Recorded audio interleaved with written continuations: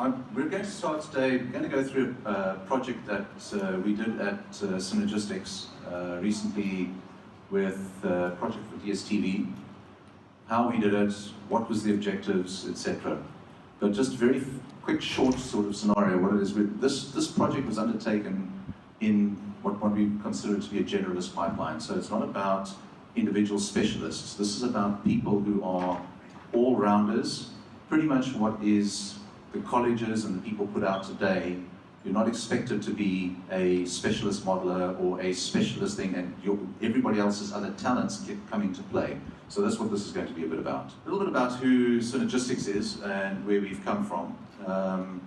I've been in this game for almost 30 years, and I started the very first animation and visual effects studio in South Africa in 1988. And I then subsequently went on, and that company was called Digital Directions. Digital Directions then became the Refinery, and then after Refinery we set up a company called Black Ginger, and then a while back I left Black Ginger and we went off and started getting involved with onset and a whole bunch of 3D scanning type stuff. And a year and a bit ago we set Cinegestix up as a pop-up studio for a particular project that we were doing. And as momentum built, so the company ended up, instead of being a pop-up, is now a full-fledged visual effects studio. And this is, I've got a little reel coming up here, which is just a bit of some of the work that we've recently been involved with. And we'll play that and just get a sense. I'm not playing the history reel of the last 30 years, so let's have a look at that.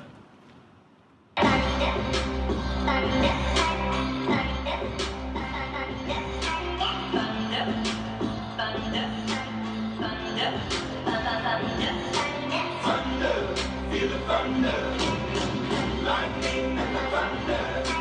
Thunder, feel the thunder, lightning and the thunder. Thunder, thunder, thunder.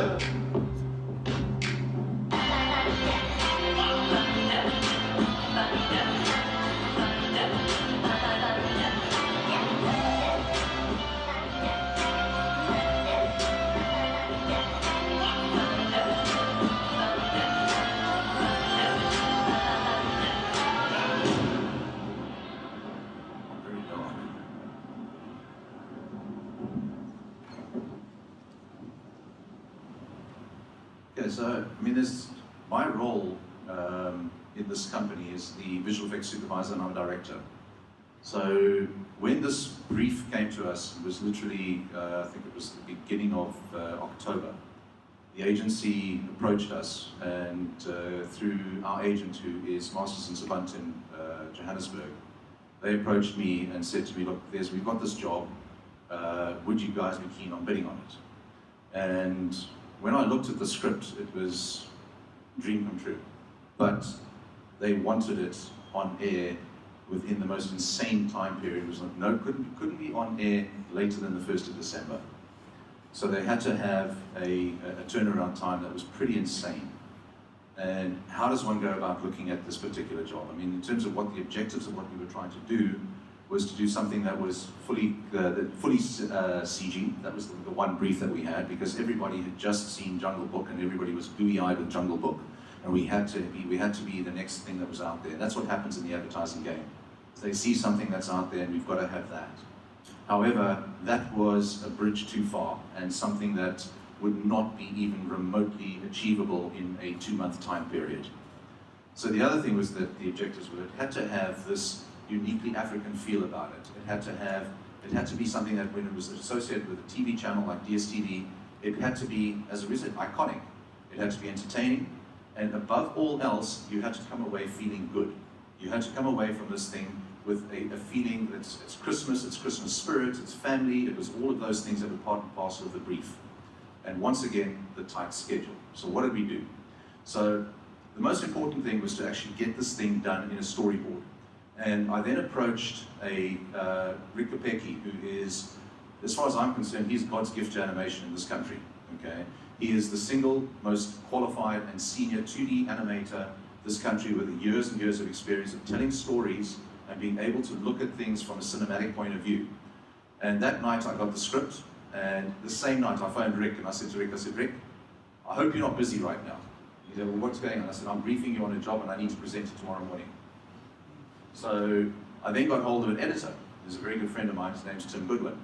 And I said to him, tomorrow morning I'm sending you a whole bunch of frames and I need to present at 9 o'clock an edit.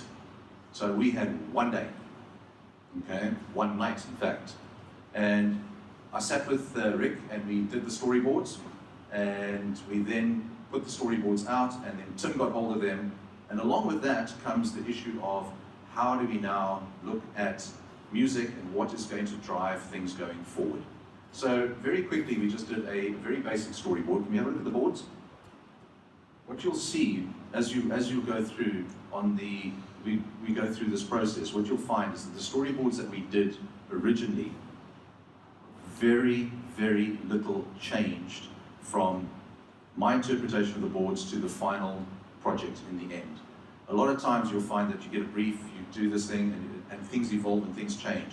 No, we had no time.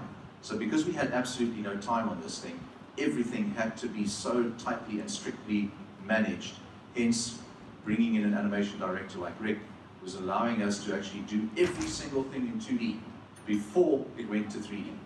And it acted as a solid guide to the animation houses that we then chose to use. So this is very, very much the storyboards as they came in. So literally we opened up on a scene, and in that particular scene was basically just a simple establishing shot, and we then went through and drew up every single keyframe. From that we could then ascertain what our scope of work was going to be. With understanding what the scope of work was going to be, we then said, right, what do we need to do to actually hit our targets and our deadlines? So we went out to the local industry and to the international community, and we gave briefs to some of the best animators in this country, by far. So we went and we approached a place called Chocolate Tribe, and we had Polycat, we had Peter Studios, and we had a team of people, animators overseas, who were working on this. And we gave them, we said to them, guys, this is the work, this is the shot, this is the scope of the work. We have, from the time you guys start, we will build all the models, we will prep everything for you, we will get everything into a position, but you guys are going to then do the animation. That way we could shotgun the work out to multiple vendors and get the best of the best that was then being brought in terms of animators and skill sets. And each of the studios then they then chose their pick of what they felt they would like to do. And going down that road for us was great, because we knew, number one, that we're going to get a quality of work based on where their passion is and where they're going to find the fun in things. And that is going to give us a great result. So we did these things where we literally broke down all the scenes, what the assets were going to be, what the look was going to be, what our lighting patterns were going to be, how our camera positions were going to be. And we then set out to then convince the agency that this was the right way of doing it, which they didn't really have much choice at that point. Once they bought into the idea, we literally were into it, and from the time that we started the job to the time we delivered the job, I never saw the client once, which was pretty much a miracle, because every single thing was managed and everything was broken down to the nth degree.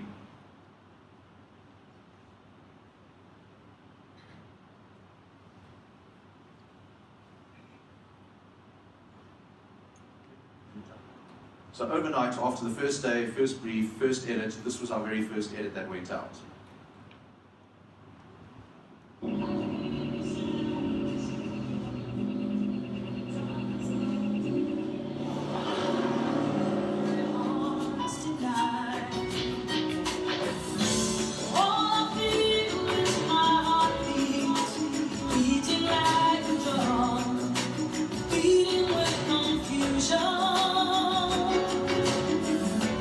All I hear are the voices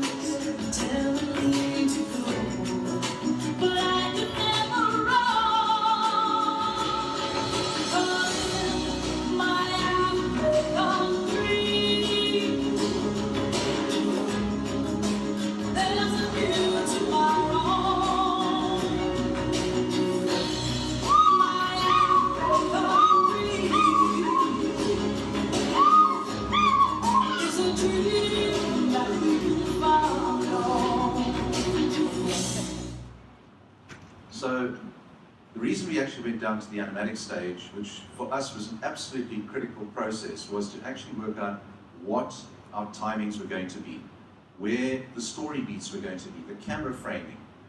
We could basically sit down and say, well, what is the complexity of this thing and how are we going to bone ourselves as we get into this job?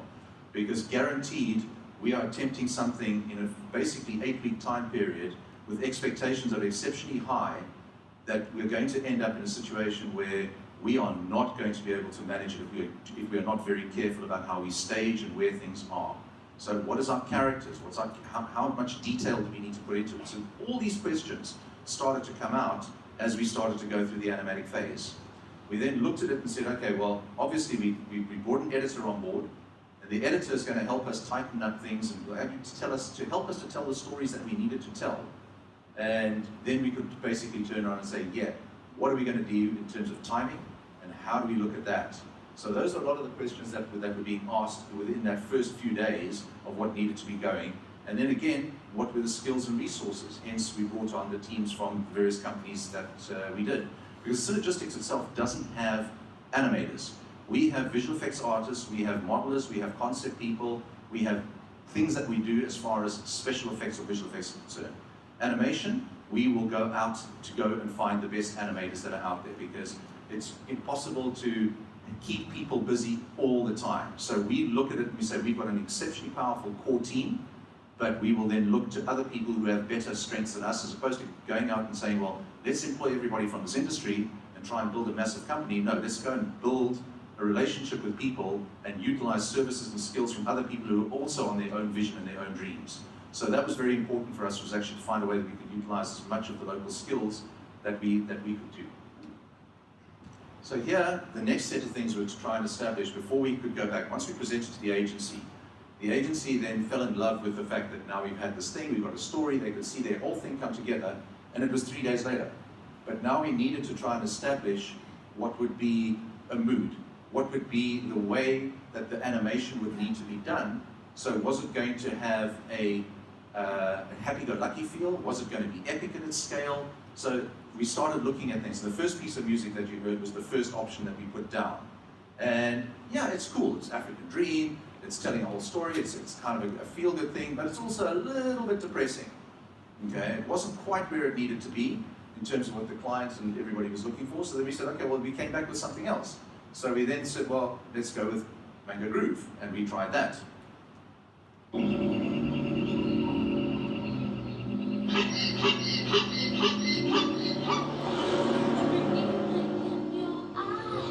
There's a special star that shines each time I hear that lullaby. There's a special star that shines every evening in your eyes.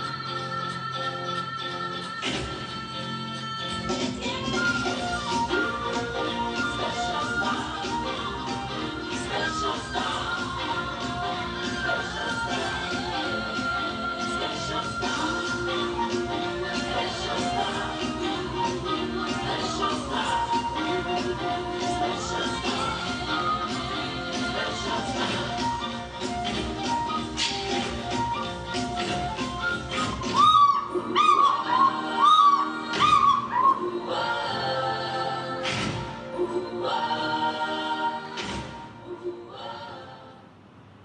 That was fun. It had a nice beat to it, had a nice vibe to it.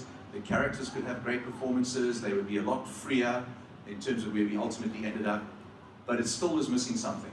It still missed something that you wanted to take home, and an opportunity arose, and Johnny Clegg was just on his last tour, and his final tours. And Johnny Clegg has a track which we're going to play now. And we thought, let's try this, because this sounds like it could be the right thing. And this is what we presented to the agency.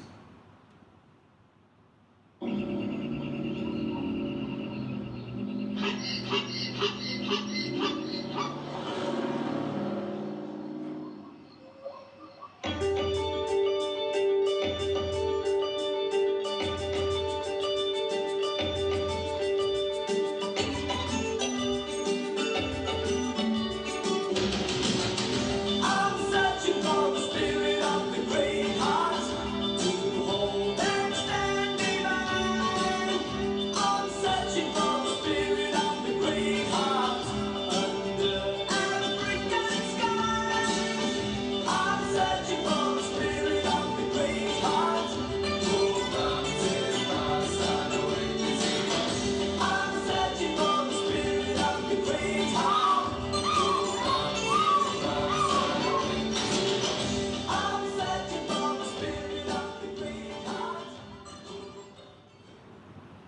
happened, they fell in love with this completely.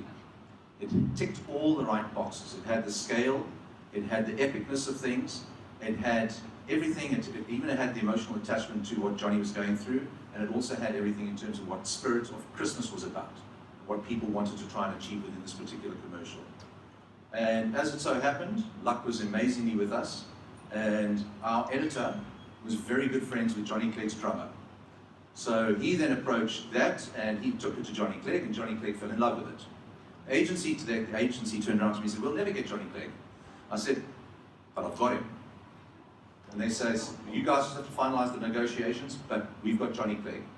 And about 48 hours later, we had Johnny Clegg on board with this project. And it actually turned out to be the most incredible thing. Go to the next one. So, how do we go about putting all of this thing together? So let's jump through and see. So the idea here was to find talent that was literally multi-skilled.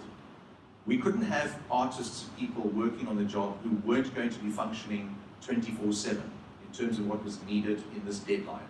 Every single thing had to fall into place. There was no such thing as we're sticking with this piece of software or that piece of software because that's what we have. We looked at it and said, what's going to be the best set of tools that's going to help us to get this job done in the most efficient manner? And each of the vendors had their own individual pipelines. So whatever we had to do, we had to make sure that what we were doing basically linked with the other vendors who were coming to the party in terms of what they were doing.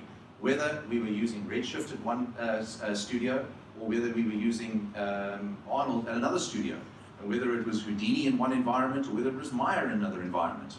It didn't really matter. The idea had to be cohesive, the look had to be cohesive, the characters had to be cohesive, and the design had to be something that was carried across all the different vendors.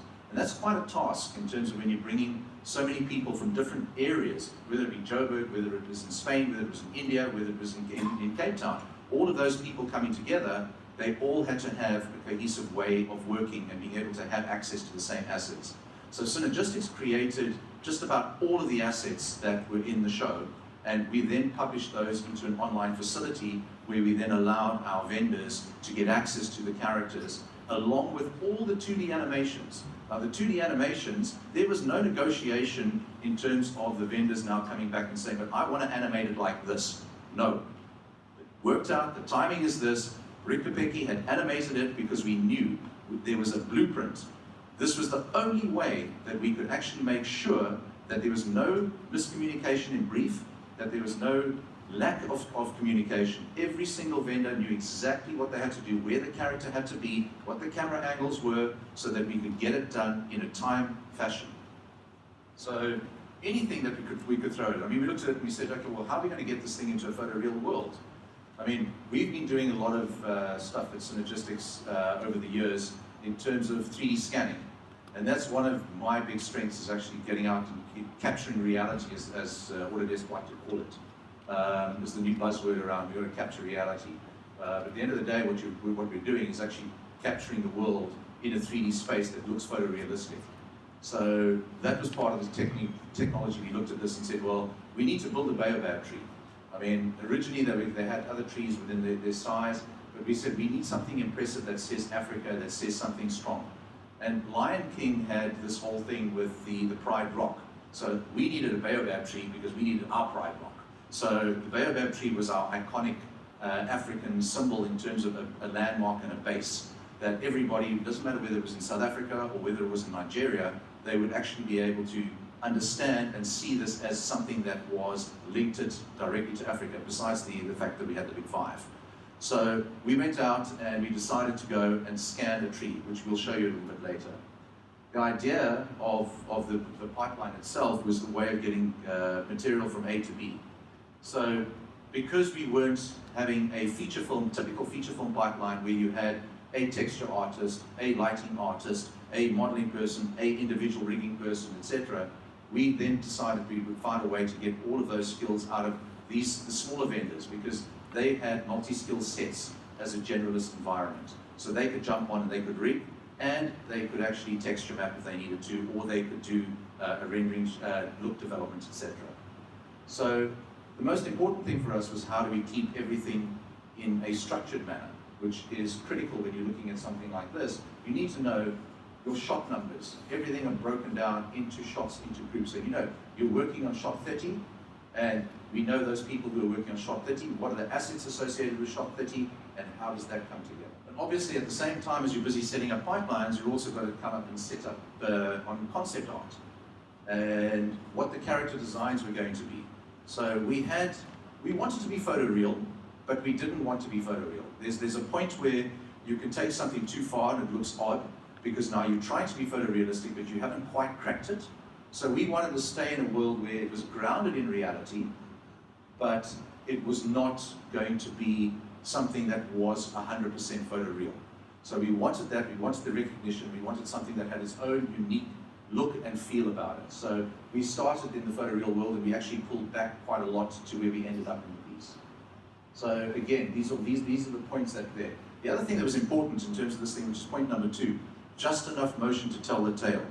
Because this was such a complicated piece, we could have gone to the nth degree in terms of muscle systems, in terms of the way skin would move over the top of an object, in terms of the way the hair and the fur would have moved in relationship to all of these things. But then we would have been sitting 16 to 20 weeks down the line trying to get that reality and that kind of thing looking good. So we chose rather to pick our battles and say, well, which characters do we want to have the most motion out of, and what is the nature of that motion? So when we did the storyboards and we put these things together, we were very careful not to over-animate, not to try and over-deliver in terms of that particular scenario. So, and everything had to be fast. So the characters, we had background characters, we had foreground characters. And yeah, we also used Alembic in case that was something on our page. It said, oh, we used Alembic. Yeah, Alembic was used for transferring data. Does that cover Alembic? Great.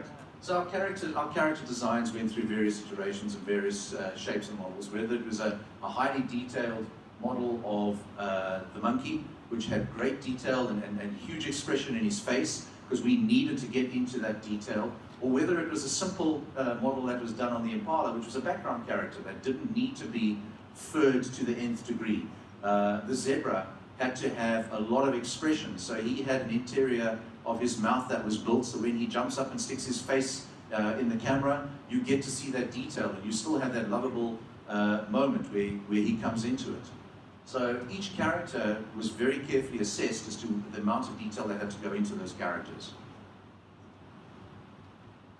The other thing that we did is we built and you can go into the other side. So the other thing we built here was we knew where we were going. We had chosen a place in the Blythe River Canyon that we wanted to have as our escarpment, if you will.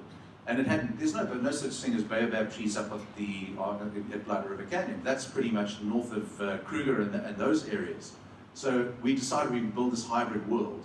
So we went up, we scanned the Blythe River Canyon. We flew drones, we took thousands of pictures that were up there. We took a LiDAR scanner up there and we scanned that. So we ended up deciding, well, let's build a map of where our world was going to take place and where the geography was, so that from a continuity and a storyboard and a storytelling point of view, we knew the vehicle's driving along the road here, the iPad is going to fall out over there, the hornbill's flying in here, this is where the zebra are, this is where the elephant are, etc., etc., etc., and this is our gathering point.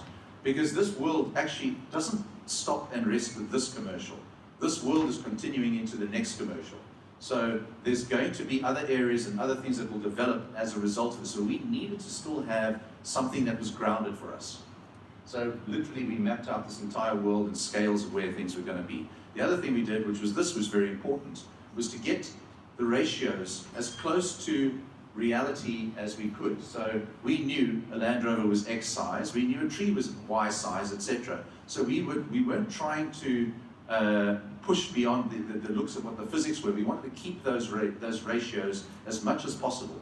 So you still felt the right thing that, as a viewer, the rhino wasn't overly big or overly small. You still felt that emotional or that technical connection, the scale ratios that you would have to have had. So we knew the baobab tree was there and that's where it would be. And then very simple things like, what are the flowers going to look like in the baobab tree? You know, the agency wanted these bright lights and colorful things, and at one point they wanted snakes that were colorful, slithering through the tree to represent ribbons and tinsel. They even wanted a peacock at one point. And I mean, peacock is not Africa. Yeah, it's an Indian bird. We're going to go with a fish eagle. That's going to be our angel. And those were similar things. We had guinea fowl. And the guinea fowl, if we were to animate guinea fowl in the way that we ended up animating the meerkats, it would have been a monstrous task because of the way the feather systems and the way that the rigging would have needed to work versus something that was more bipedal in terms of its shape. So those were decisions of how can we get the same kind of vibe out of it, but not put our artists and our talent under huge, huge stress and pressure. Okay, I mean, there were a lot of things here. We looked at a lot of references and a lot of photographs. I mean, there was a particular piece that Pixar had done. I can't remember the name. It's on the beach. Sorry, Piper. Yeah, so Piper was a great reference in terms of how we wanted the depth of field. But that's where our aspirations started, and that's where they ended, pretty much. When we started getting into it, we started looking at the time, how long it was going to take, and to get those kind of things through. We didn't have enough time to craft that level of detail, so we chose to go a slightly different route. We didn't go with huge depth of field on these things as Piper did, and we also came back from that reality. We started to realize that our eyes were bigger than our stomach when we started to see how water was lapping and how stones were falling. And so we decided, well, let's again pick those battles and say, when the beetles are falling down or pushing over the hill, there should be some secondary interaction that needs to take place there. So the guys at Chocolate Tribe did that. They put in that secondary stuff that made that stuff come to life. So there were things that we picked the battles and we said, that's beautiful, let's add that in because that gives us that moment that we were looking for in Piper, but keeping it within the realm of what we wanted to achieve as an overall feel, and it stayed with our look. So we didn't go in and try to do everything in every single frame. There was a look dev and there was a lighting that had to happen, which was your typical game drive in the evening that you would have if you went up to Kruger or if you went up to Sabi Sabi, and you would go out on your game drive, and it would be that time of day. And that's the most beautiful time in terms of where you are in the African bush. So we wanted to keep that. So that was our base of where things were. And we went up, we got a whole bunch of HDRIs at that time of day, and we set up a lighting pipeline that said, when you're at shot 1, this is the series of HDRIs. Everything was cataloged for every artist. So when the rendering team, they knew this was the series of HDRIs that had to go with that set of shots. So there was an evolution to the whole process as it went through. I think we just basically did paint overs and stuff like that to sort of set a particular look. These were sort of the ideas of where, from trying to sell an agency when we weren't getting into rendering until just about delivery. So it was so far away down the line, we had to give them stuff to keep them happy and keep them quiet and out of our hair. So that way we could keep them quiet, we would give them stuff, we would feed them things all the time. But all of this had to be somewhere collated and had to be managed. Okay, I think I've covered most of these things, but there's a point here, which is the second last one from the bottom. These were the hidden gems within the commercial. The commercial, because it was going to be staying for a very long time on air, every time you saw it, if you watch it, there is something that you have never seen in a previous view. There are little moments within this commercial that are tributes to John Belushi, for example. I don't know if anybody ever saw the movie called The Blues Brothers. There's a scene in The Blues Brothers where John Belushi has this crazy character. He doesn't know if he has to go left or he has to go right. So we took our one hero character, we saw him as our little fatty meerkat, and he was so lovable and he had this incredible little personality. So we looked at this and we said, well, this is a John Belushi moment where all the animals scatter and he doesn't know to go left, to go right. So we literally animated that entire scene based on John Belushi. So, and that's a little tribute to him and the way his behavior, everything in that piece was exactly like that. So if you watch that movie and you'll see him on the steps of the university, not knowing where to go, that was our inspiration for that particular character. There are little scenes where you've got the meerkat and they're just about to run up the giraffe's neck, for example. And there's like an adult meerkat and a little meerkat that comes in. And the adult meerkat reaches over and grabs and hugs the young meerkat. But the focus is not on them. The focus is on the distance of the other meerkats going up. You've got meerkats helping other meerkats to pull them up the neck of the giraffe. So there's all these tiny little beautiful moments of animation that just made it intriguing, made it beautiful, made it cute. There's scenes where we ended up with the meerkat in the tree dancing. And that scene there is a direct tribute to Johnny Clegg, because they're doing a Johnny Clegg dance. But the background meerkats are doing the Nelson Mandela Shuffle. They were a tribute to when Johnny Clegg and Nelson Mandela were on the stage. And he's doing exactly the dances that were there. And then there's a very simple thing, which is you've always got to have the gratuitous butt shot. So somewhere in here we had a gratuitous butt shot. So we had a monkey, which climbs down the tree behind everybody there. He's the background woody character, and he scratches his bum. Okay? You don't see these things, but those things all added depth to the characters and to the things like that. Our elephant, we had to have him turning into camera. And those were little moments that literally added so much to the depth of it, because we didn't want to be too technical and too much in terms of characterization to animation. We wanted to be structured, and we wanted to have little moments that were there. So those were the hidden gems that kept coming up, and there's so many within the piece as you'll see them. Okay, so Matt, is anything here that you really want to go through? Because I mean, we can get onto the fur pipeline, which I think is kind of an important one. Fur is one of those things that will and can break a project in terms of time. It's one of those things that CG and visual effects that have achieved something that's quite incredible in terms of realism, in terms of adding detail, very simply by adding fur or hair onto an object. But it also adds a huge amount of overhead and time. And we had just completed, I think just go to the next one, we had just completed this ad where this was turned around from time of shoot to time of delivery in 5 weeks. And it was to create a photorealistic bear for a company in Canada. And everybody said it couldn't be done. Well, again, in a similar manner that we deployed on DSTV, we deployed on this. Let's have a look at this and we'll talk. You know what I like most about hibernation? Waking up. Every time I do, the world's like a new place. Cool. A triple espresso, please. Thanks. That's different. Huh. I'll have the organic salmon, all of it. Check this out. Whoa, thanks. Interact e-transfer request. Oh, I still owe Ted for Vegas. That guy's an animal.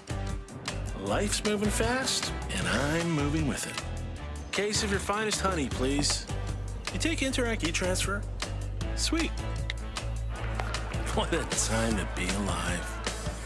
Embrace today with the power of Interact Payment Solutions. Own your world.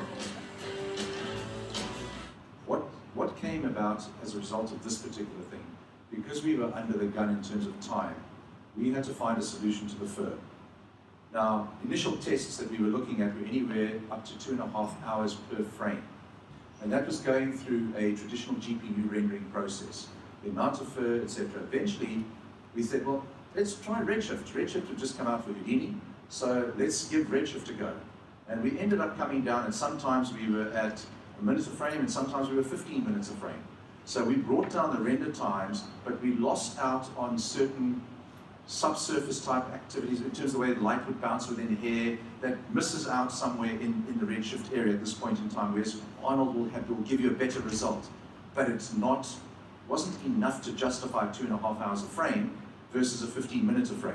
So that was a consideration that we went into DSTV. We went into DSTV with a consideration, we have got a massive fur pipeline that needs to be implemented. What we learnt on the Bear commercial allowed us to take that through into the DSTV commercial. When we went into DSTV, we upped our render farm on the Redshift side, so we ended up with a pretty solid, massive GPU render farm. So that allowed us to get a lot of work done and a lot of things done very quickly. Okay, so I mean, basically, we also employed a chap by the name of Graham Cowie. Graham is an art director, and he worked on movies such as Dark Tower, and he's a feature film art director. So we wanted to have that kind of thing. We built this kit of amazing assets, and this amazing world, but I needed to have something. I didn't want to be spending time sitting there and tweaking the look. I had somebody who was responsible for that. And Grant Cowley was an incredible art director who sat with the artists, he sat with the people, and said, how do we want to make this thing look? So it was very important that we brought very key hero artists into place to make sure that there was a way that the look was going to go forward. And it became the working group within the company itself, was to have this team of people that would sit and talk to each other about look, speed, design, gags, etc. It's a very collaborative process. Okay, so spoken a whole lot about a whole lot of things, but somewhere along the line, all of this needs to be communicated with a whole ton of artists, and at some point we had 45 artists working on this thing. So everybody needed to be on the same page. So we set up this thing called Shotgun, which is a tracking system, a project management system that's typically used on features, and we're using it very successfully on TV commercial work as well. But what it allows us to do is to have one central place where everybody could put their work, get feedback immediately, and we also gave our clients direct access to the Shotgun. So they could log in at any time to see what the work in progress was. So I didn't need to have traditional meetings where we have to have Tuesday at 3 o'clock, we've got everybody coming into a room and everybody's going to sit there and now we're going to make decisions and have our coffee. No, they can sit in their boardrooms, we're going to sit in Cape Town, and you can look at Shotgun, and if you've got comments, make a comment immediately. Because that way we could get immediate feedback to the artists straight away. There were days when we had to do presentations to specific people, but all of that had already been collated and put together. So it was a really great piece to have a look at. Can we jump into Shotguns there? So these were some of the things that every single time there was a clip that was put up. I mean, you can pick up any single one of those, Matt. You can see the evolution of like what Fatty was about. So that's now, this is what the clients would see. On the right-hand side, the clients would be able to make a comment straight away and give us feedback. All the 2D animations, all the bits. I mean, like for example, we were testing grass. We were testing all sorts of bits and pieces. So here's a little piece of a 2D piece of where we had a little fatty meerkat had to pop out of a hole. But we wanted to show the timing of how it was going to be so that the animators knew exactly what they were going to be doing as a 3D piece. As he walked up to the tree, he had a little waddle, you know. That was the John Belushi shuffle.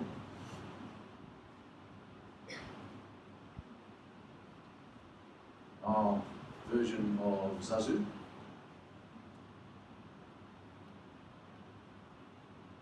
And these literally, as things went through, you could see the entire list of assets. And I mean, here's an example of obviously the inside of the zebra's mouth. We needed that detail in that point because you'll see in the vision. That's where he grins crazily into the camera. And the client would stick, just go back down a bit, Matt, sorry. There, the hornbill. So the clients would want to have a look at something. So they gave us some kind of ref, and I think that Polycat guys pulled that up and said, okay, this is what we're going to build. So he became our definitive reference for the bird. So this is an early development of where he was. And the beak was maybe too big, and then you would see that there were different stages, different comments that you would be able to make as you went through. And every single artist and every single animator had access to this. So there was no question as to whether or not you would see something. So as part of it, you would get an SMS immediately on your phone, or in this case, it's probably an email, that would come onto your phone and say to you, there's new material to review. Hilton's made a comment, or the client's made a comment straight away. So the feedback loop was tightened so effectively on this. These were tests on LookDev for what we wanted on what the grass plains were going to look like. So Shotgun literally became our Bible for everybody. Clients would review it, we would review it, and all the meetings. So you could track the status of a shot at any particular moment in time.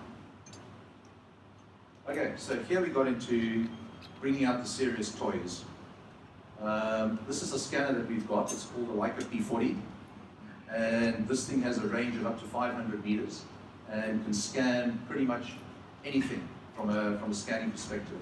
This is a 3D scan of the raw data. That's actually just a point cloud. That's not a textured surface. That's billions of points that have been slammed together. And all of the stuff on the right-hand side, this is before the data has actually come back to us to be collated and then refined and actually made as a usable format. But you can see the amount of data. This is the picture on the right here is actually the textured model after the LiDAR scan had now been resorted out and cleaned up. Yeah, I mean, because we can. Yeah. So, and then it goes to the modelers who bitched in hell because Alice had a lot of data to work with. But the result speaks for itself. You get something which is spectacular. Again, we also scan, as you can see here, this is actually the raw scan of the escarpment at Glider River Canyon.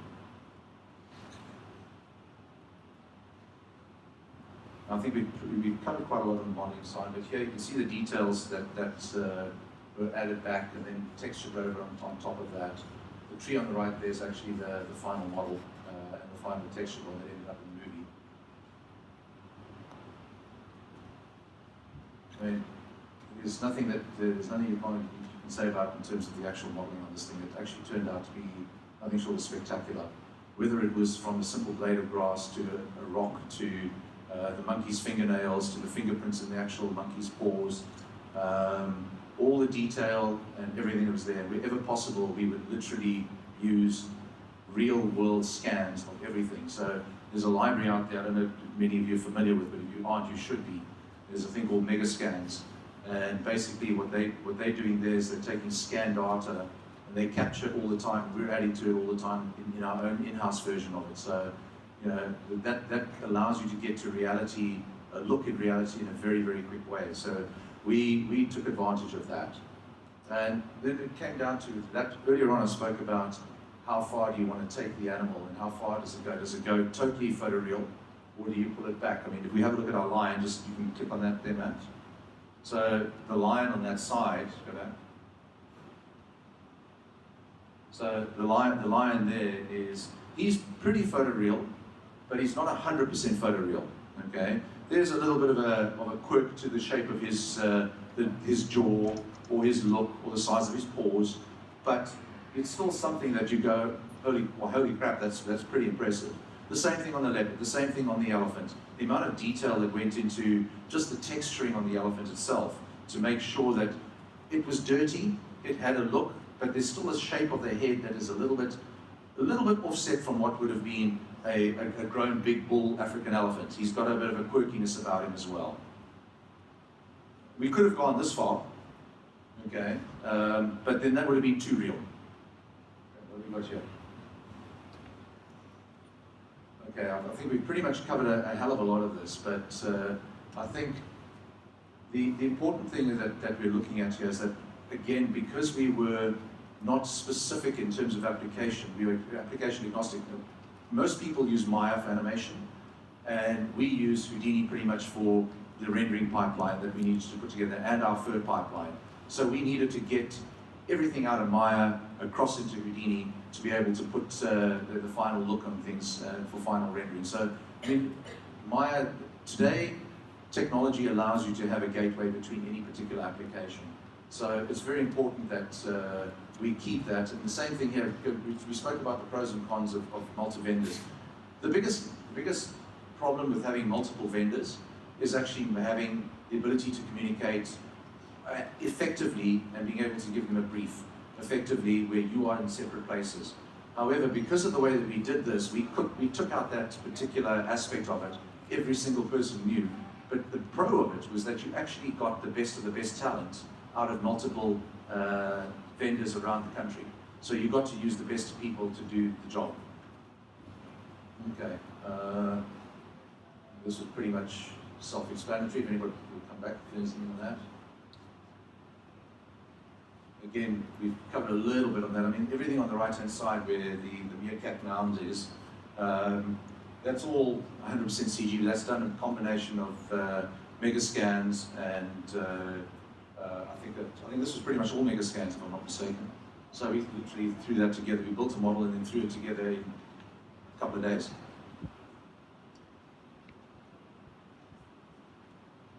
Okay, so here we've spoken about rendering pipeline. We ended up predominantly as a Redshift pipeline. I know the guys at Polycat were predominantly running on Arnold's. Guys are here. So I think they were on Arnold. And I think, Rob, you guys were on Redshift. Yeah. So yeah, we stayed pretty true, but most of the rendering we ended up doing on our side. So that stayed with Redshift, and I can't speak highly enough about it. Okay, where do we slap this all together? Okay, most of this ended up in a new pipeline for the compositing side of things. So because of the proceduralism that Nuke had, it allowed us to bring all the different bits and pieces together, and it was pretty quick to render. So ultimately, we ended up in Flame, which is, I don't know if anybody knows what a Flame is, but it's not big, I promise. Okay? Flame is one of the most powerful online compositing and grading tools that you can have. It's real-time playback. It has the ability to do very fast multiple grades running simultaneously next to each other. And in terms of versioning out for the different mediums, everything is happening quite real time. And for us, it's a fantastic tool because it allows us to bring everything into one final place. We use Nuke, we use Fusion. There's no, as I said, but Flame is where we literally polish everything together. Now, the next piece here, one of the things on this point that I just want to talk about here, visuals are one thing, okay, and they allow visually to communicate a story, but sound and sound design, things like Foley, where you've got sound effects and all of that, those are the things that bring and round out an entire piece. What Johnny Clegg brought to the party for us, once he had the piece, he then rewrote the lyrics to match our picture. And he went into the studio and he re-recorded the words to fit with the picture of this commercial. And that was pretty amazing because it just picked up on each of the beats and where we wanted things to happen. And then the sound design guys went in and they literally went in through this thing from the beginning of the effect to the sound of the tires crunching over the sand, to the iPad falling and banging on the ground, to the flapping of the wings, to the different sound effects that needed to come together, allowed this whole piece to actually come as one completed commercial. So when you look at it, it feels like everything from the beginning to the end has been properly designed, from whether it be visuals, whether it be sound, and you walk away with something which is actually quite a spectacular piece of work. And for everybody who worked on it, there's a lot of guys here who worked on it with us, and to them I say thank you because they brought something to the party that was, something that was really special. So thank you to all the guys who had worked on this. So this is the final piece.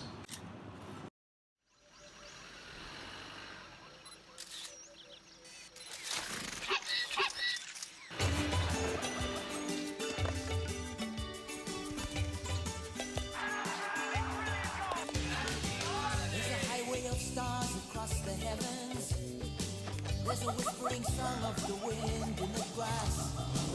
There's a rolling thunder across the savannah. A hope and a dream at the edge of the sky. Underneath the African sky, a great heart is standing by. I'm searching for the spirit of the great heart to hold and keep me by. I'm searching for the spirit of the great heart under African skies. Wishing you an extraordinary African festive season from ESTV. That's it. Questions? Were you given a budget before, or did that develop? Sorry, say that again? Did they say how much money they would give you, or did that develop? No, in this particular instance, they gave us a figure, Okay. and they said, what can you do for that figure? And I went, well, you're going to have a lot, but you're not going to have enough. But because it was such a spectacular piece, we put a lot went into this piece. It really was. It was a dream job. Can you say roughly, and you don't have to say anything that you don't want to say? So the total budget was just on $2 million. I know you mentioned 45 people, but in total, more or less Well, it depends. I mean, in our studio, we were 9 people. Rob, how many people were you guys on it? 5. Polycat? So that's on the local. I know Roberto's, he had 1 or 2 people on it. And then we had a team of people in India that were doing the big herds and stuff like that, and 1 guy in Spain. So on average, depending on which stage of the job it was at, the Indian, for example, that contingency only kicked in towards the end of the job. So it depended on which stage it was, but a total of about 45 people over the entire production.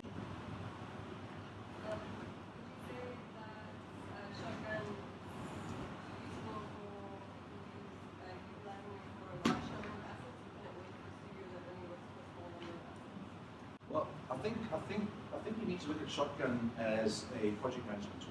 So it doesn't matter what the size of the assets. I mean, we're using it now for something that's got 1 asset, but it's multiple people who need to collaborate on that asset.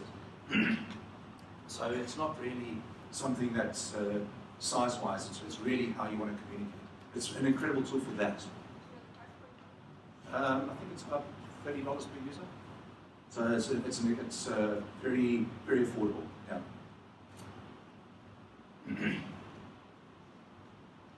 Okay. Guys, thank you very much.